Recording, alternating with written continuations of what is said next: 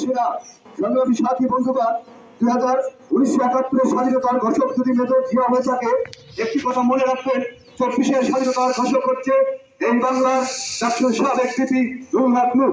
যাই হোক, আমাদের সময় সংক্ষিপ্তের কারণে আমরা 1 মিনিট বক্তব্য দেওয়ার সুযোগ দিচ্ছি আমাদের প্রাণপ্রিয় বলমারি কৃতি সন্তান জনাব তারেক আজিজ ভাইকে। বিসমিল্লাহির রহমানির রহিম। আসলে আমার সংক্ষিপ্ত বক্তব্য, আমি প্রথমে ধন্যবাদ জানাই আমার সহযোদ্ধা, আমার প্রাণপ্রিয় নেতা, আমার বনমারী উপজেলার শুভাকাঙ্ক্ষী ভাই ও বোনেরা। আমরা কিন্তু হালুয়া রুটি খাওয়ার জন্য এই রাজনৈতিক দল গঠন করিনি।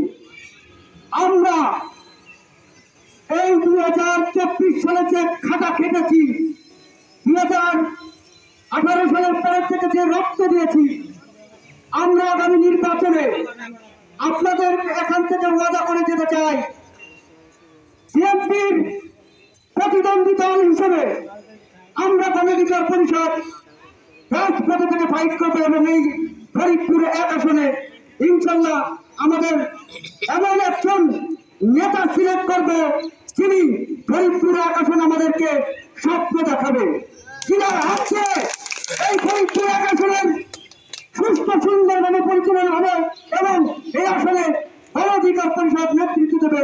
ধন্যবাদ। ধন্যবাদ তারেক আজিজ ভাইকে। এখন আপনাদের সামনে বক্তব্য রাখবেন আমাদের অনেক আকাঙ্ক্ষিত সেই মেহমান, ফরিদপুর জেলা গণঅধিকার পরিষদের সংগ্রামী সাধারণ সম্পাদক, অনেকবার তিনি জুলুম নির্যাতনের শিকার হয়েছেন, রাজপথে রক্ত ঝরিয়েছেন, আমার সেই শ্রদ্ধা আবেদন বড় ভাই গোলাপ মোহাম্মদ। আমাদের অঙ্গীকার জনতার অধিকার, জনতার অধিকার আমাদের অঙ্গীকার, আমাদের অঙ্গীকার জনতার অধিকার।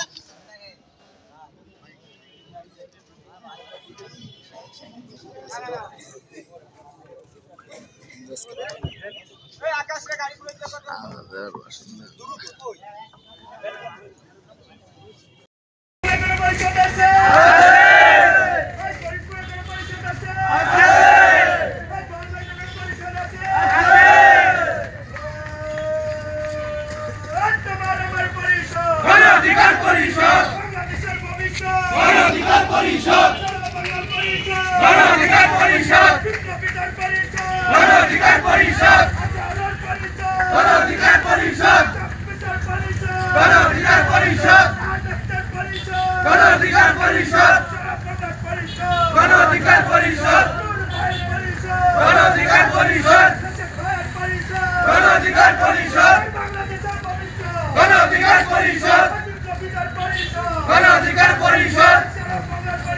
গণঅধিকার পরিষদ